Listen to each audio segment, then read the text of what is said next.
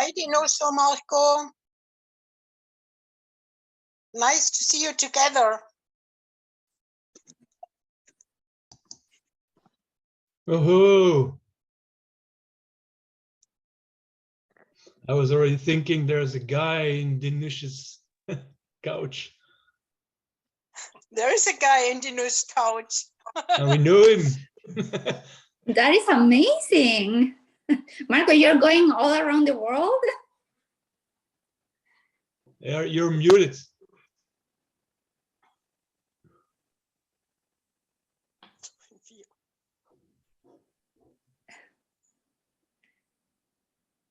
Yeah, we don't hear you.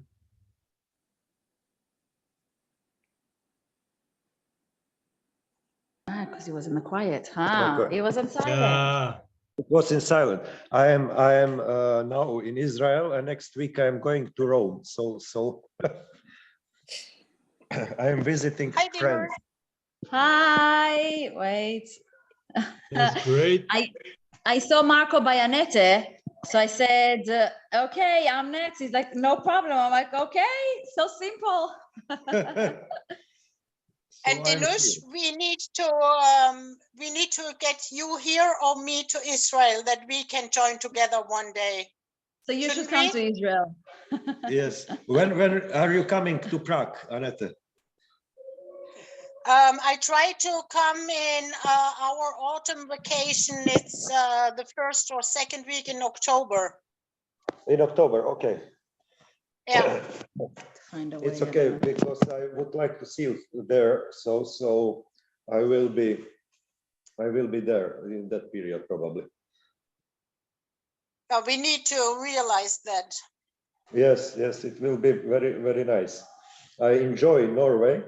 Now I'm enjoying here Israel. So it is very fantastic country. I must say I haven't seen anything yet, but what I saw, it is very nice, and it is a lot of energy here. So I'm very happy that I came.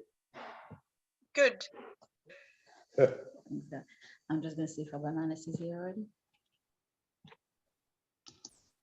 Yeah, normally I'm also going to be in Prague this year or next year, not sure. Oh, but I'll let you know. You let me know. Let me know. You can come whenever you wish. Because I have a good friend of mine. He's from Prague and he's going there regularly, and he's been asking me for a long time now to go with him. And there's a lot to see in Prague also in terms of the Jewish history. So now you have two friends, so you can choose where you do. Yeah, exactly.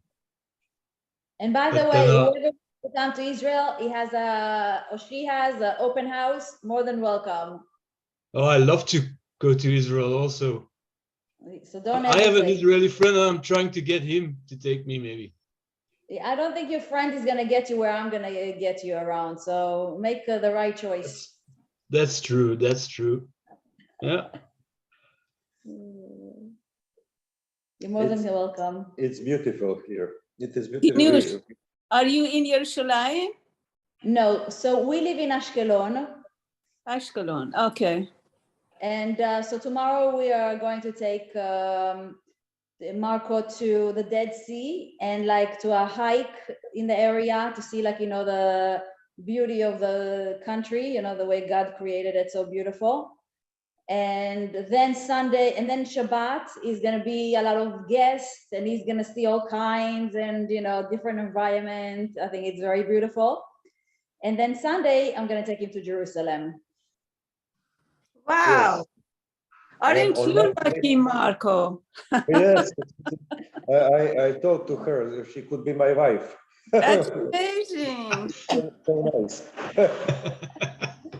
I told him he doesn't know what he's talking about. My husband's going to have a lot of demand. I'm going next week. I'm going on Monday back to Prague. And on Thursday, I'm going to Rome. So I have a full schedule of traveling now these days. Oh, nice. Awesome.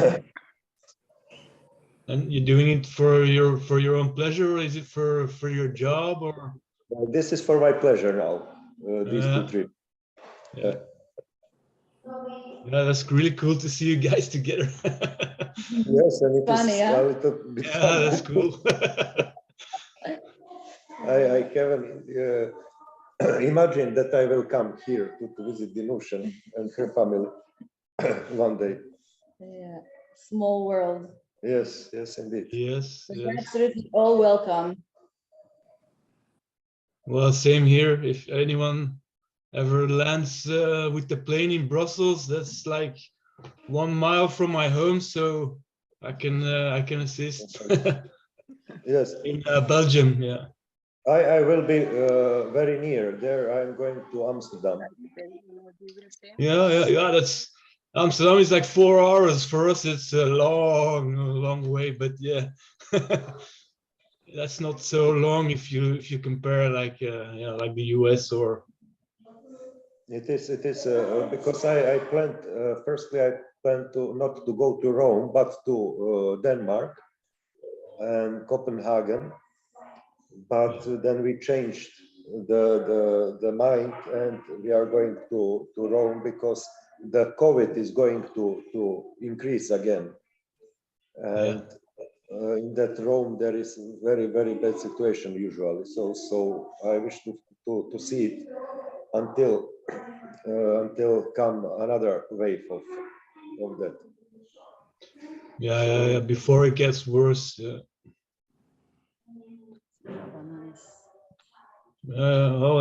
Enjoy yourself and take good care of him. Yeah. Yes, in Jerusalem. I'm sure she will.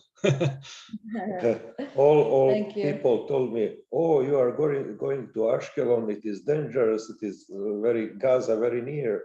It is, and it can be anything." And I said to them that my friend Dinush have been living here for a long time and nothing happens. So why it should happen at the moment when I come here? Yeah, exactly. That's the rabbi speech with the 1,000 notes with one bad in it. Yeah. One no and 9,999 yeses. Yeah. Yes, I had I had one war in Belgrade in 1999 when there used to be bombing of NATO bombing of Belgrade, and I spent all these days there. So I think that it was enough for as experience To deal with this. to deal with this all. Yeah. And Hello. it's more Oh, logical or evident for good things to happen than bad things to happen, I think. yes. Hello, hello. Hello. Hello. Hi. Hello, hello. Hello. You hear me? Yes. But I don't have a picture. I can't see. Oh no. You see? We can see him. You you sound see each very other? far away. No. We took the show. Rabbi Manis, we wanted you to see Marco in my house. Ah, that is fantastic. Yeah, you wouldn't believe it if you wouldn't see it. Hmm. Oh, wow. So I don't know what I'm supposed to do to make the picture appear.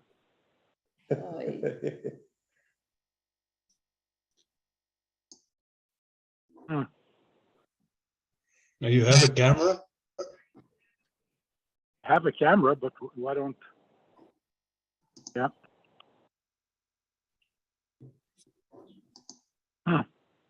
Then it's either in your computer settings to accept camera or in the Zoom itself. Choose the camera, select the camera. Yeah. Don't know. In the bottom left, next to your mic, there should be select the camera and then.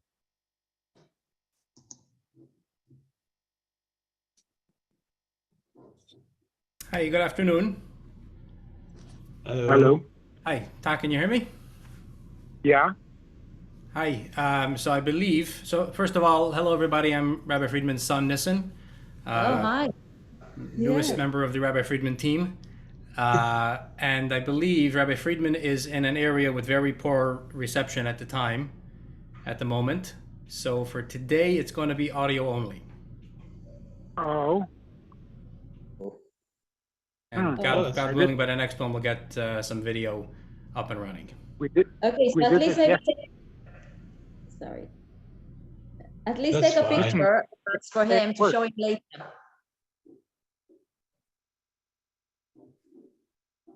Let me see if there's a better spot.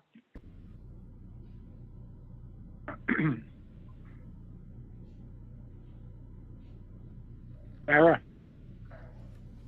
you know of a better spot where the reception is better? I haven't discovered. There is in this building a satellite dish, so if you talk to Wi-Fi, what's your service?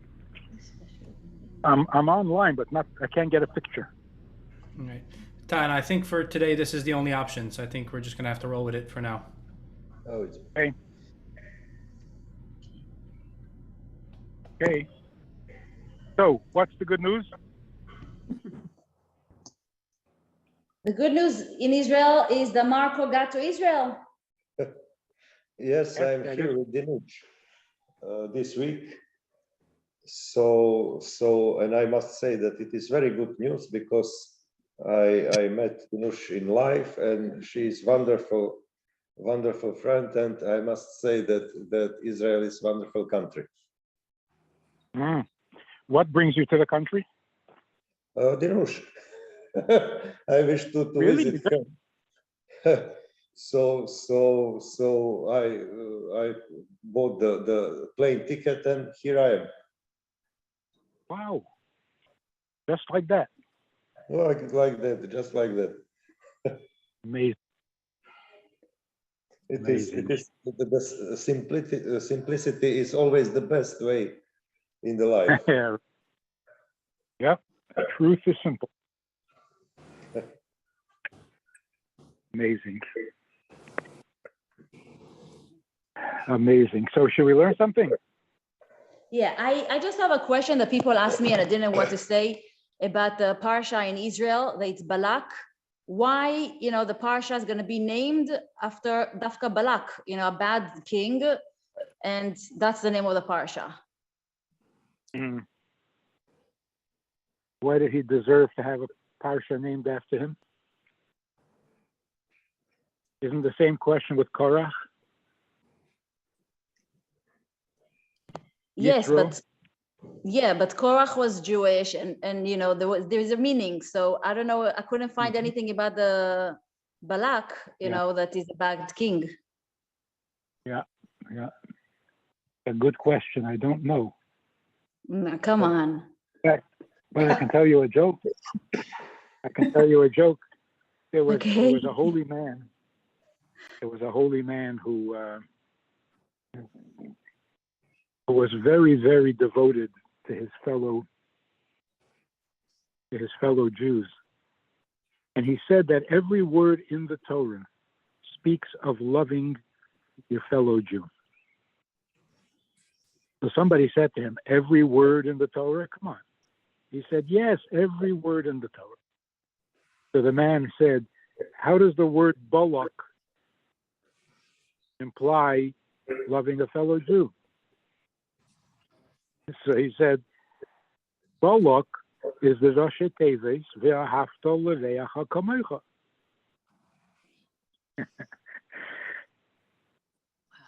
Love your fellow Jew. So the guy said, but wait a minute, Balak is spelled with a Beis, not with a Vav. They sound alike, but they're not the same letter. And Kamecha is with a Chaf, and Balak is with a Kuf. They sound alike, but it's not the same letter. So the Rebbe said, I'm talking to you about love, and you're correcting my grammar. Beautiful.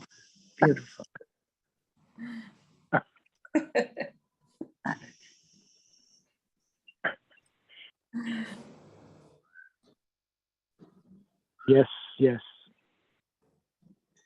You see, everything in Torah has so many layers of meaning, and this is one of the proofs.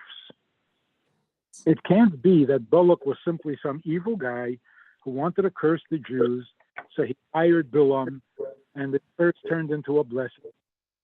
Well, then who was this guy, Balak? Really? And what does he represent? A blessing in disguise? So you got to look deeper because it's so obvious that there is more to the story. This is just one of the many proofs that you can't be simple or simplistic in the study of Torah. Like this week's parsha here in America. The portion we're reading here is Chukah, and it tells the story of the hitting of the Moshe hit the rock to get the water. What in the world happened there?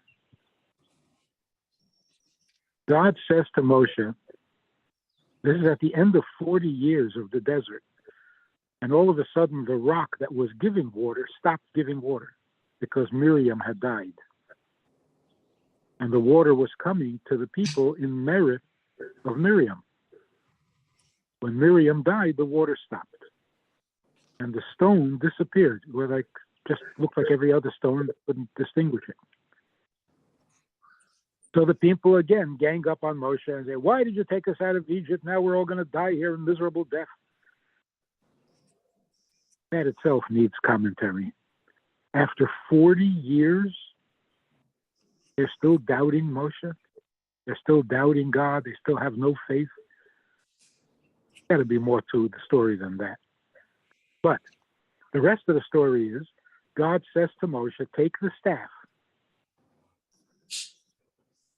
and go out and gather the people and speak to the rock, and it will give water. Moshe hits the rock twice, and a lot of water came out. That's what the Torah says.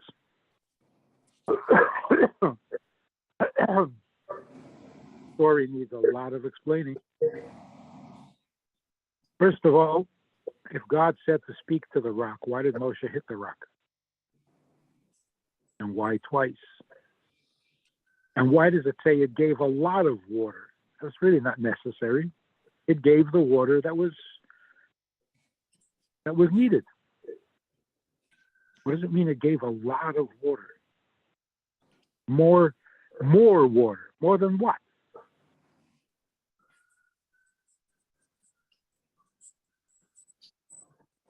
So the simple meaning, which is true, which is correct, is a lesson that we should be careful not to lose our temper, because it seemed like Moshe lost his temper because the people were again complaining and he couldn't understand why they were so fickle. And he hit the rock out of anger.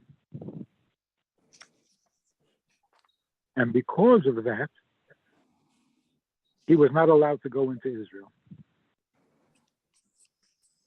which is another problem, by the way. How is that a proper punishment? Because he hit the rock, he can't go into Israel? What's one got to do with the other? A punishment should fit the crime. This doesn't seem to fit at all. Because, what's the violation is very slight. What's the big difference between speaking to the rock, hitting the rock? Either way, the water came, the miracle happened, and for Moshe not to go into Israel, that was like devastation. For 40 years, he was anticipating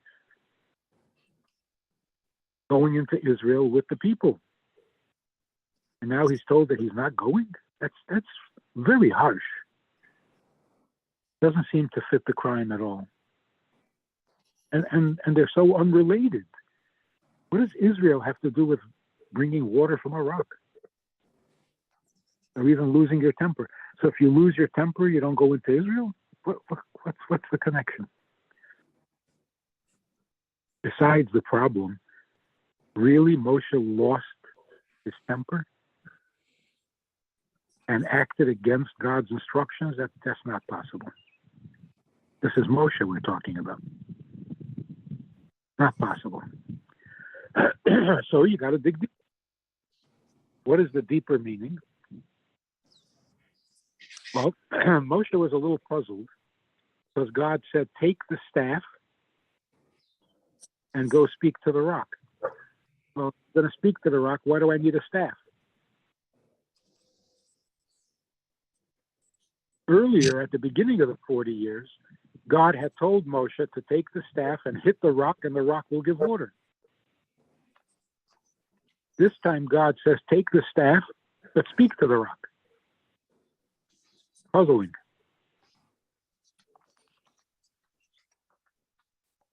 So some commentaries say that in fact he did speak to the rock and it didn't give water because it was the wrong rock. So when he saw that it wasn't responding to talk, he hit it. And once wasn't enough because this was not the right rock. So he hit it twice and then it gave water. So the question in Moshe's mind was, if I'm supposed to speak to the rock, why am I told to take the staff?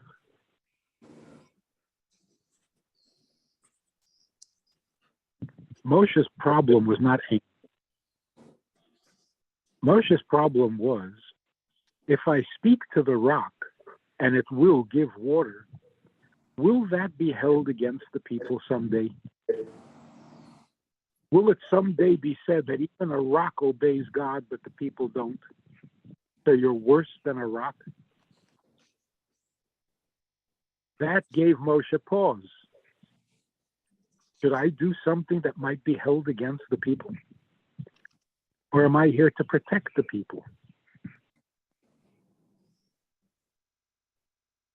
Moshe decided that his job is to protect the people. And therefore he cannot and must not speak to the rock. Instead, you do have to have water, so instead he will hit the rock. But that can't be held against the Jews.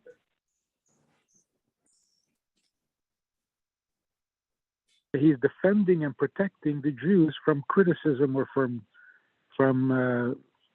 judgment. Now, he knew that not speaking to the rock cost him. He knew that.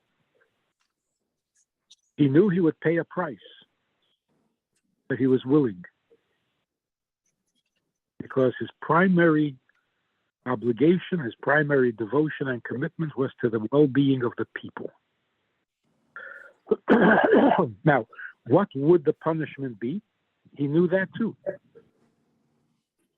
See, by speaking to the rock, he makes God look good. People will be impressed. A rock obeys God? That's pretty impressive. But it would reflect badly on the people. Yes, a rock obeys God and you don't.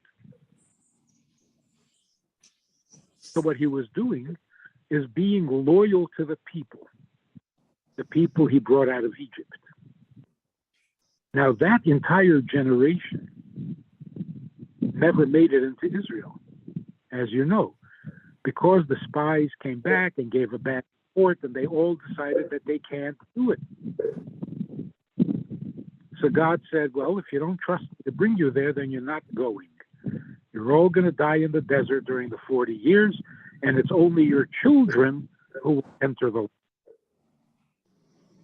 So when Moshe decided that he has to defend the people and side with the people, he knew the consequence would be, if they don't go into the land, then he won't go either. Since he is being loyal to them, Well, then if they're staying in the desert, you stay in the desert. He knew that that would be the consequence. And in fact, that's what he chose. He was literally saying to God, I'm going to stay with them because if I can't bring them into Israel, I shouldn't go either. And so he was buried in the desert together with all the other adult men who had refused to go fight for Israel. That was Moshe's loyalty. So now Moshe understood why God told him to take the staff. Because that gave him the option. He now had the option to hit the rock rather than speak to it if he so chooses. So was God angry with him for hitting the rock? Not at all. So when God said to him, okay, now you're not going into Israel,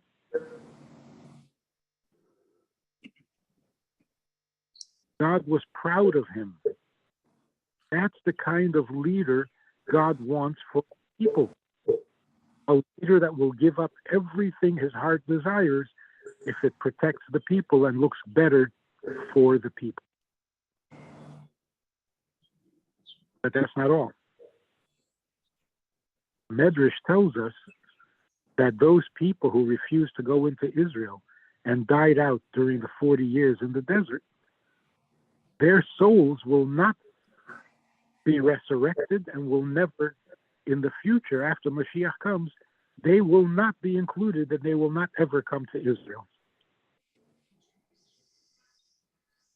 That's because if you refuse to go, then the punishment is you never go.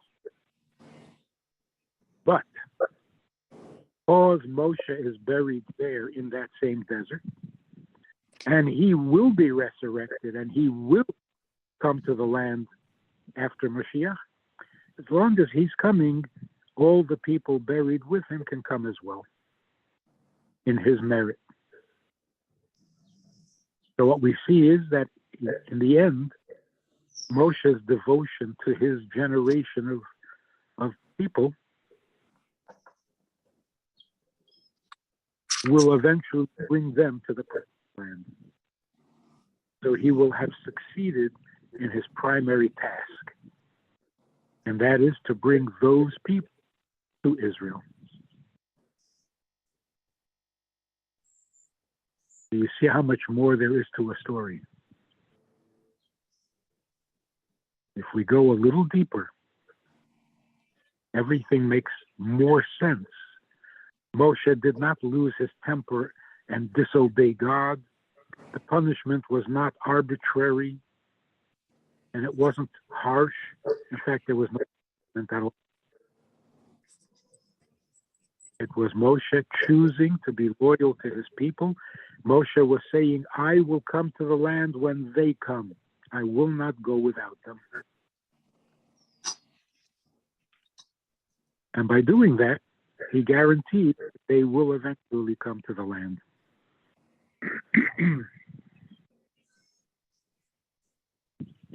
That also shows us another thing. The Torah is described as the Torah of kindness, Torah's chesed. In every story, in every law, in every commandment, you have to find that streak of kindness. If you don't see the kindness, you're not understanding the story. So without this deeper insight, Moshe loses his temper, he hits the rock, and God, that's it, you blew it. You're not coming into the land. Where's kindness? How does that show kindness? It doesn't. Which means we're not understanding. Because every word in Torah is kindness. Because it is a Torah of kindness. Well, what about all the other punishments in Torah? Punishment in Torah is a kindness. The punishment means you weren't supposed to do that, and you created a mess with your sin. You disturbed the whole process of what creation was for, but it's fixable. Punishment means fixable. If God forbid there was a sin for which there was no punishment, that would be terrible. That would be terrible. It means there's no fixing. The mess is so bad it can't be cleaned up. So all punishment in Torah is not revenge, and it's not torture. It's repair. So the fact that God provides a cure for every damage, for every mess up, that's the kindness.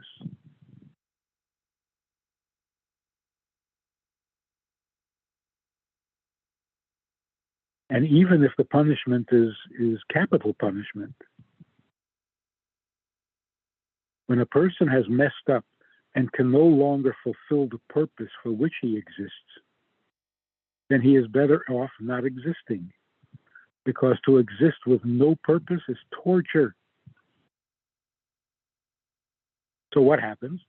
You get a death penalty, your soul goes back to heaven, cleanses itself of the sin, and then comes back to complete its mission.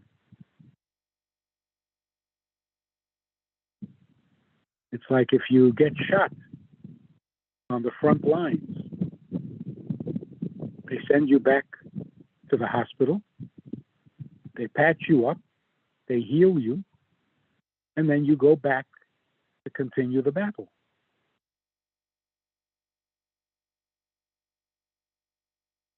So you have to see the kindness in everything, or you're reading the wrong book.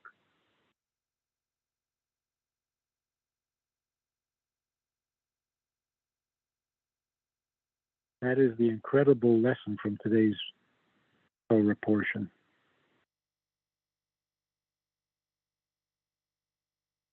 It also tells us what leadership means. What does it mean to be devoted to your students, devoted to your family, to those who depend on you? Devotion is awesome, unlimited. Anybody still there? Because I can't see you. Yes, we are. Okay. For a moment, I thought I had lost you. Any comments? Any questions? Any reactions? More good news? Looks like we have some hands raised from earlier in the call. If I could, let me see if I could ask to unmute. Mora Rivka, my kindergarten teacher. Thank you. It's so nice to see everybody and to see Rabbi Friedman in my mind's eye. First, I have good news, and then I have a question, which might not actually be a question after all. The good news is that every single one of you here is an inspiration to me in the quality of my life. So I just wanted to thank each and every one. Sometimes we inspire somebody and we have not even a clue that we made a difference. So that's the good news. Now, my question before I started thinking about it more deeply was, does Hasidus have a direction or a measure to counteract a negative influence when it seems that somebody is trying to influence someone in their own family to, for example, not talk, to not listen to somebody else in their own family.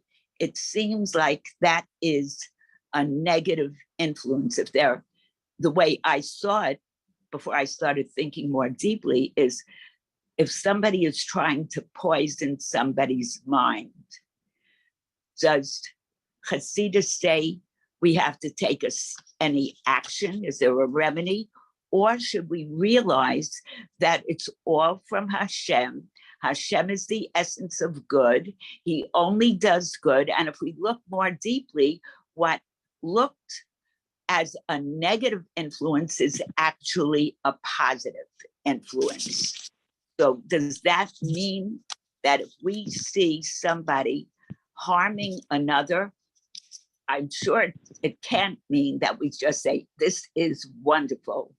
And if we look more deeply, it has to be good. So I'd like to know, what does Rabbi Friedman have to say? In everything, there is a potential for good, including those things that are on the surface bad. So somebody is poisoning a member of your family. Why are they doing that? What's motivating that? Because you got to be desperate. You know, people can do bad things in a moment of passion, in a moment of weakness, unknowingly, unwittingly. But somebody who is determined to poison a family, there must be some really serious pain or some damage behind that would motivate them to do that. So here's the opportunity to bring goodness out of evil. And that is to feel compassion for the person who is so messed up that he takes pleasure in poisoning people. If you can feel compassion, that's the good that is hiding in the evil. That doesn't mean that you accept the poison. The poison is poison, and it has to be ignored and rejected and resisted. But at the same time, what is wrong with this person? What happened in his life that he has to take pleasure in negativity and finds no pleasure in positivity? Does that make sense? Yes. But what can a person do to counteract the poison from the family member whose mind was poisoned?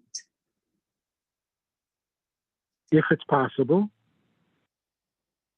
you try to focus that person on the compassion, on the pity.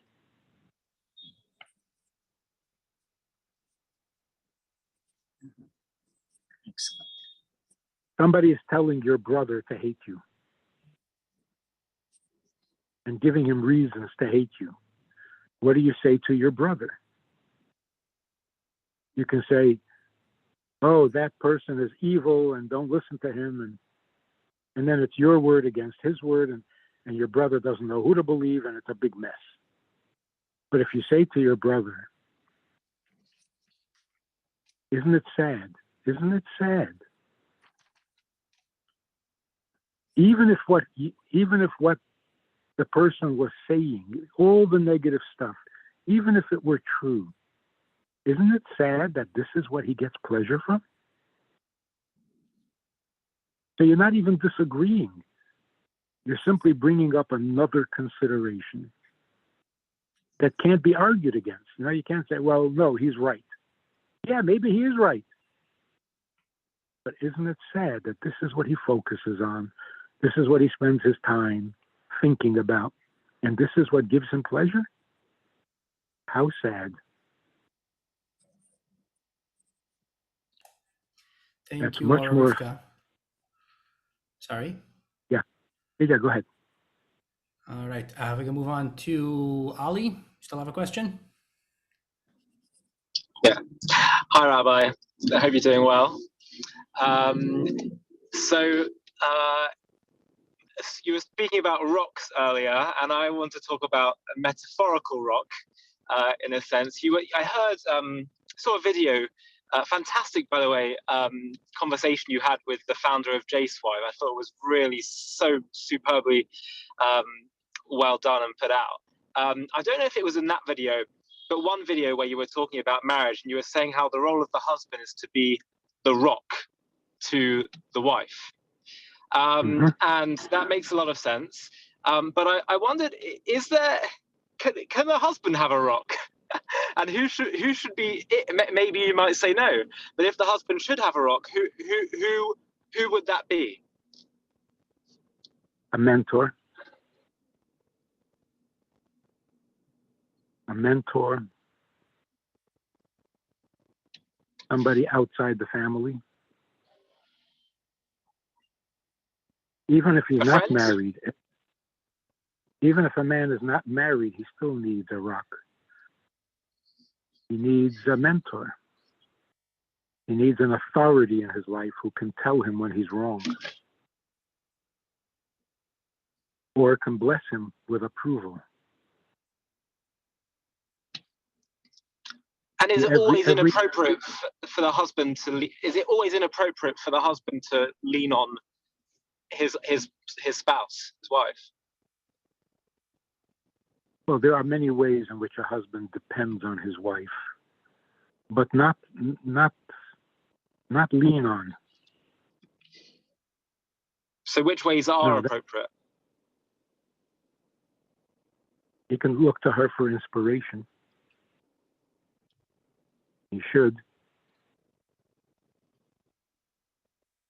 You can look to her for a structure to his life, for a home. She creates the home for him, so he's not wasting his energy all over the place and dissipating and useless, but not lean on her.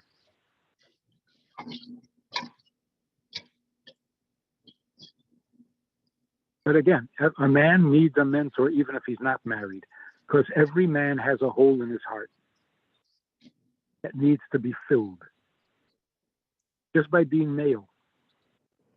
And the only thing that can fill that hole is another male whose heart has already healed, who no longer has a hole in his heart. That's a mentor. How did their heart get healed? How does the mentor's heart get healed? This is such a fascinating conversation. We should devote a whole hour to it. By the way, I was in California last week. I met somebody who knows you or met you and is really impressed with you.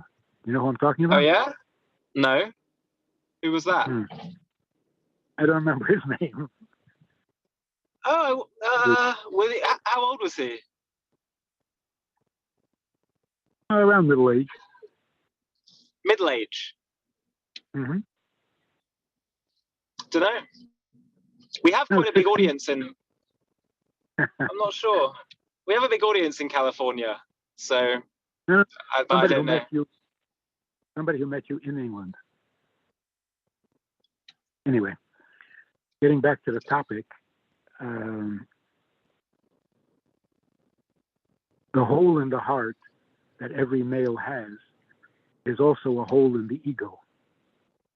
We're never quite sure that we are accomplished, that we have justified our existence.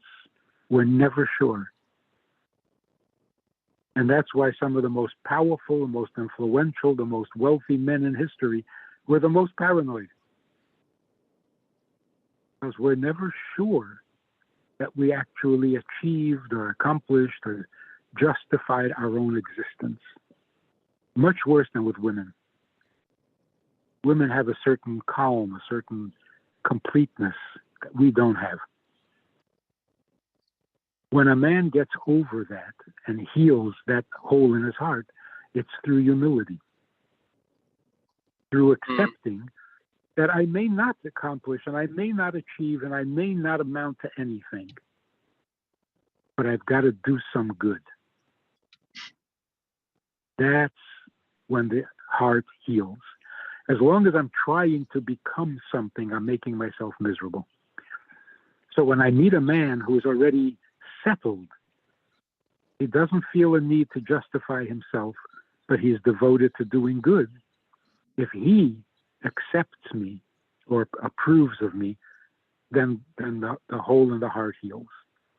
I don't have to compete anymore. I don't have to prove myself. I don't have to out macho everybody. I'm okay with my own insignificance as long as I'm doing things that are significant.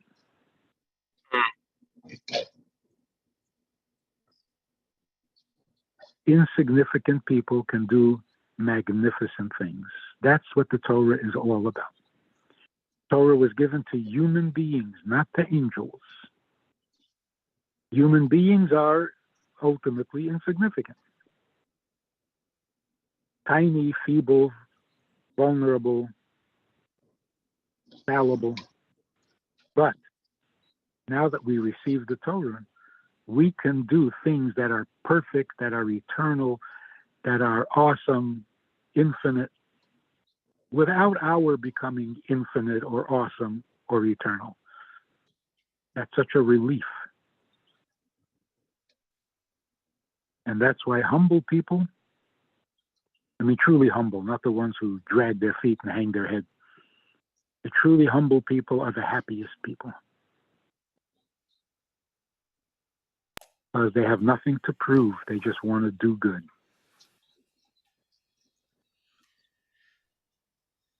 All right, thank you, Ali. Look, we have a question from Joshua.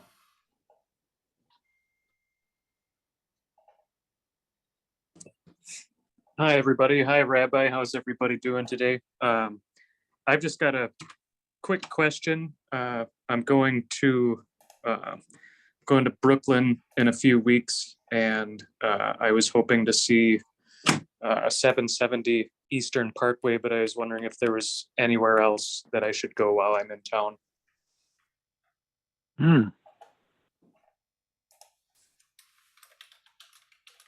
Yeah, there are many, many places to see.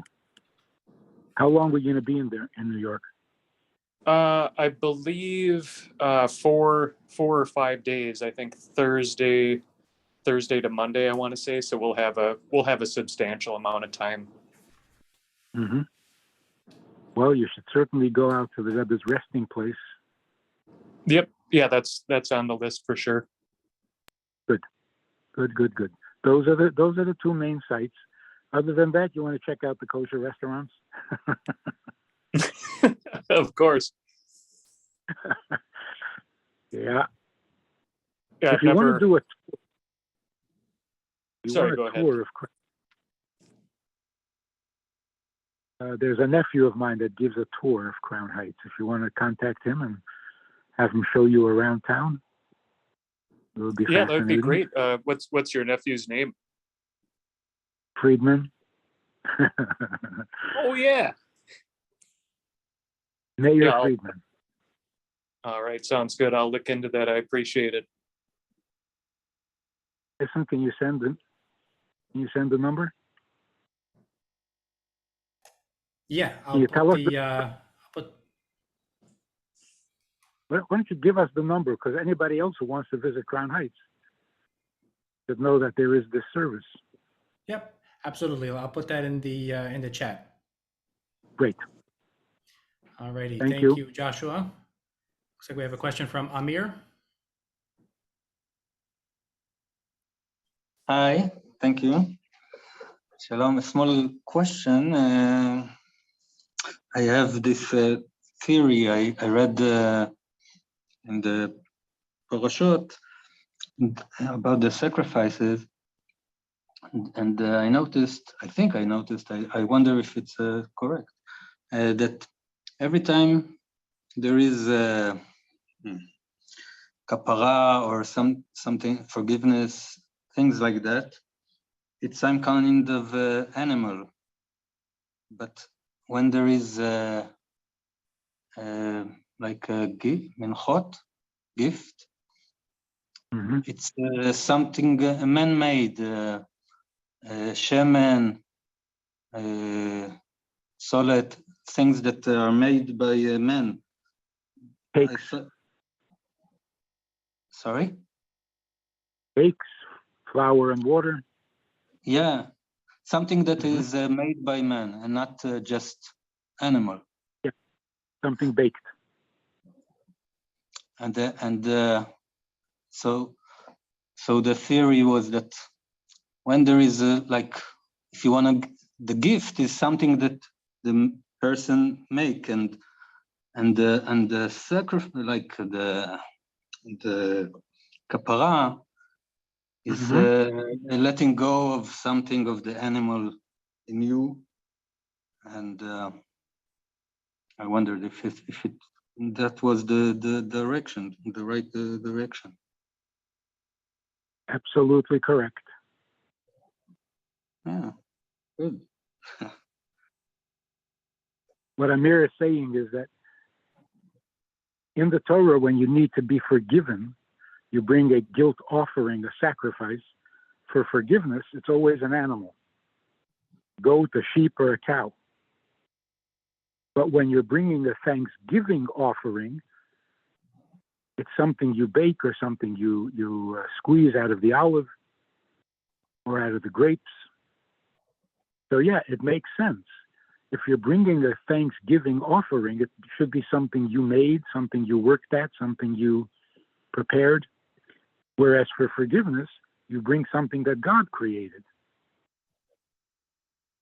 There's also a difference between a living animal versus a plant, like the flour that comes from wheat or the oil that comes from the olive. That's from the vegetable world, not from the animal world. So every detail makes sense and it fits and is appropriate to the occasion. That's a very good observation, Amir. Thanks.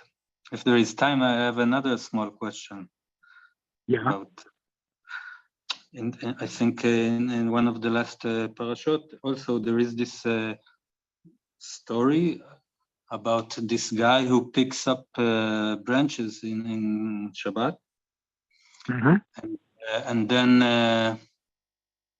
it says like they wait, Moshe waits the night to see what's gonna happen with him, and he's told that everyone should throw rocks at him. And after that, there is the thing with the tzitzit, and it sounds like they are connected, like, but in a very strange way, because it's like after this event comes this idea, oh, maybe we should do something that we remember, you know, the mitzvot. Good observation. Absolutely. But it's a bit strange because why this man had to be killed before? You know what I mean? It's like b'diavad.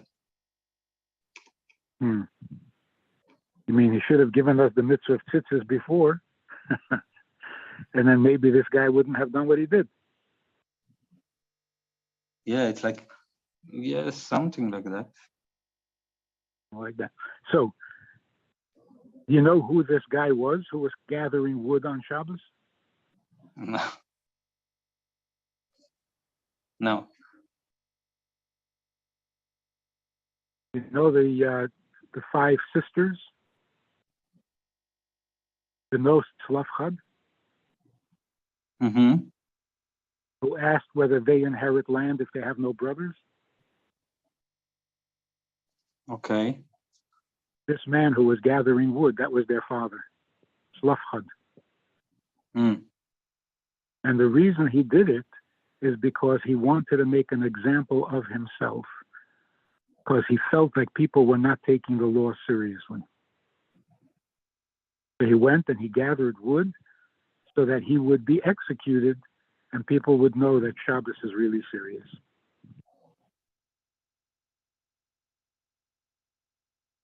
So after that, God said, that's not how we remember the mitzvahs. We're going to do it by having the strings on the garments, and that will remind us of the mitzvahs. So don't do that anymore.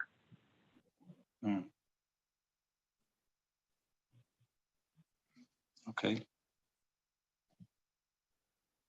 Yes, so they are connected. You have to notice that the sequence of things are always meaningful. Thanks. Like, for example, in this week's Parsha, we're told that Miriam died, and we're also told that there's a sacrifice for sins. What is the connection? The death of a tzaddik brings forgiveness just like a sacrifice does.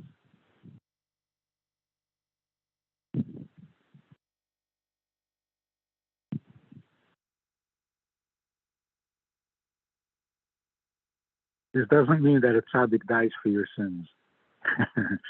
It means when we lose a tzaddik, it moves us to do tshuva just like the sacrifice does.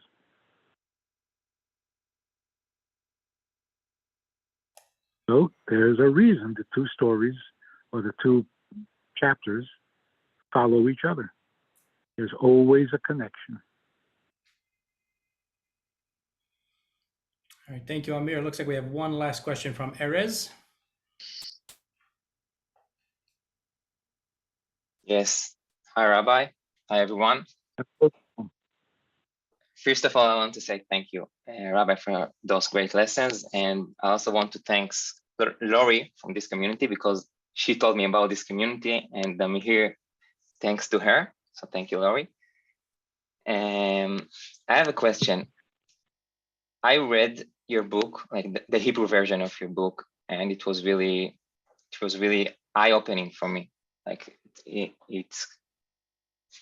it's helped me to look on things in a new vision, a new approach. But I still have big questions that bother me, and I didn't find answer for that in the book or in the lessons I heard on YouTube. And the question is, I understand, like after I read the book and hear the lessons, I understand the concepts between us and God, like the relationship between us, that God is the needy one and we are the needed, and we do mitzvahs to fulfill God's pleasure. But I still don't understand why we should care about God's pleasure. Like, what if we don't care about God's pleasure? Like, I don't care if God wants me to keep Shabbat or pray 3 times per day or eat kosher. So why should I care about that? I want to go to the sea on Shabbat. I want to eat whatever I want, and I don't care about God's pleasure. So it's not actually how I'm feeling, but it's a big question that's bothering me. Why should I care about these things? Yes, it's a very good question. It's in fact, it's the biggest question of all. We have freedom of choice, right? We have bechira chafshi, which means I can care or I could not care. That's my bechira. So if you choose not to care, well, that's one possibility. You can also choose to care. So the question is, if I have that option, why would I choose to care rather than not care? Why? Why does anybody ever choose to care? I don't know why. Maybe they feel that it makes them a better person to do mitzvahs. I don't know. Here's what Hasidus says. Hasidus says that deep down inside, everybody cares. There's a godly part to us that thrives on being close to God. And when we're not close to God, we feel alone, we feel disconnected, we feel like there's no reason for our existence. And that's painful. So it's built into our neshama that we are a piece of Him, we belong with Him, we belong close to Him. So any way that I can get closer feels right and it feels good, and I want it. The real question is, how is it that some people don't feel that?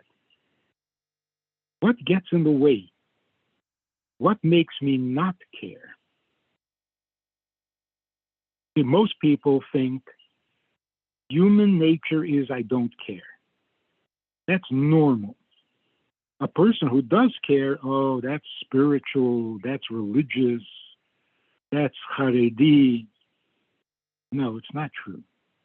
It's not true. A Jew is really Jewish. If you're really Jewish, then you want to do Jewish things.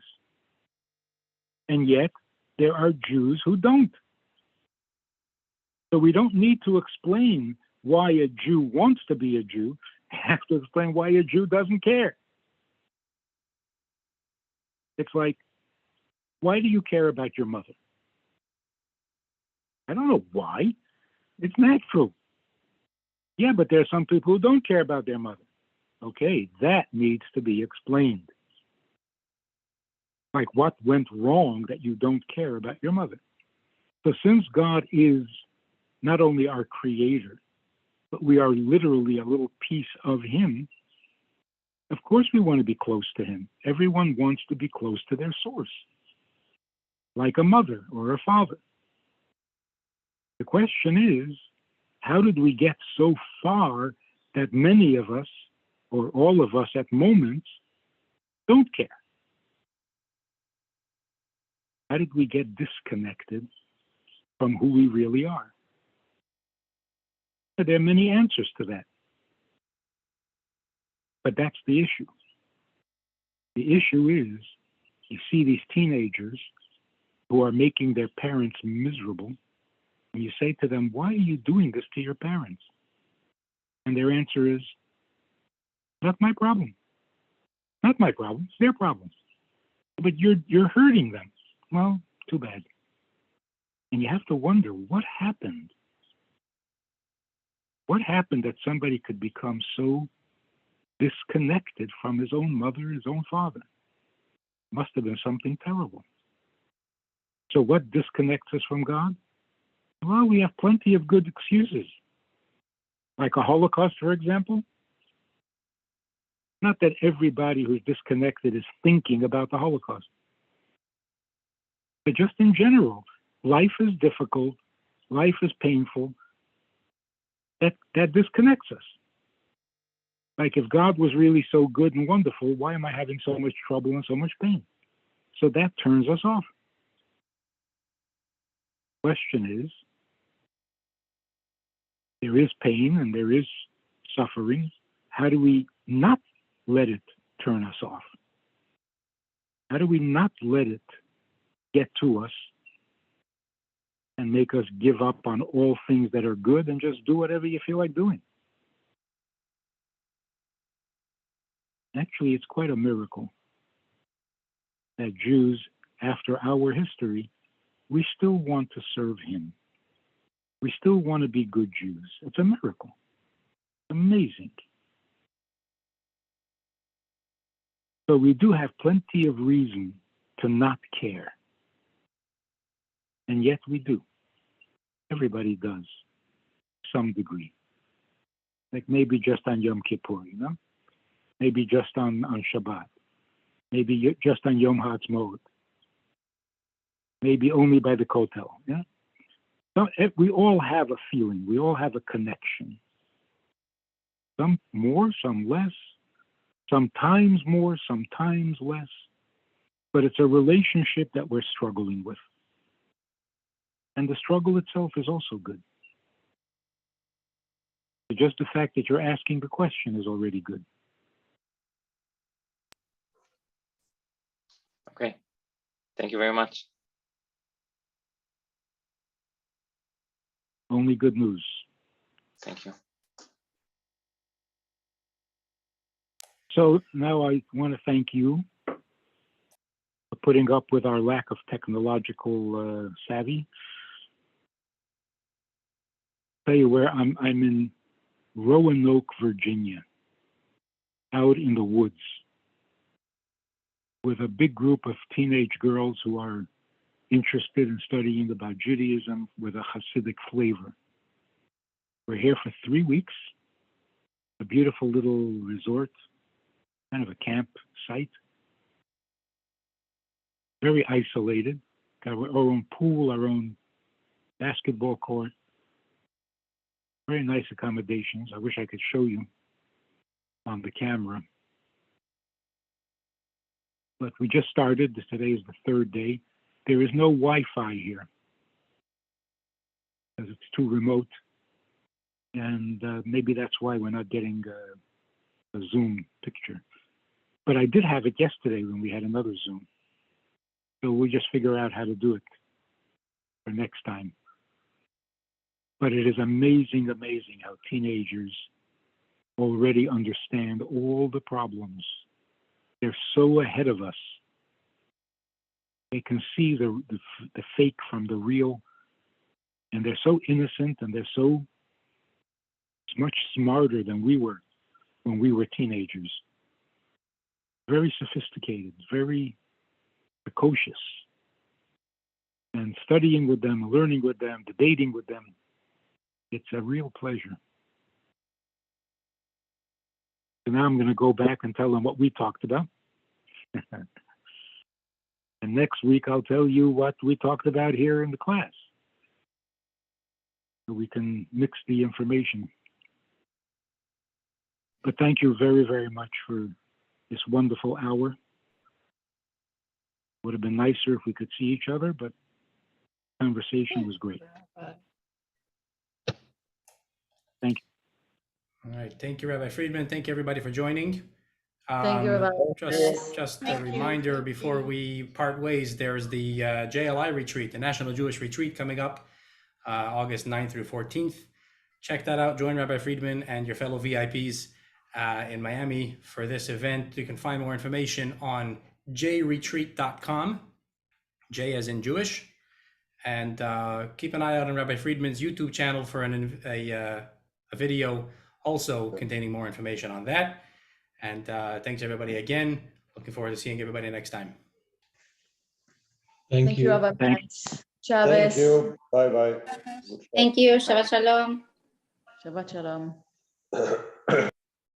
Be well, Good everyone. Shabbos.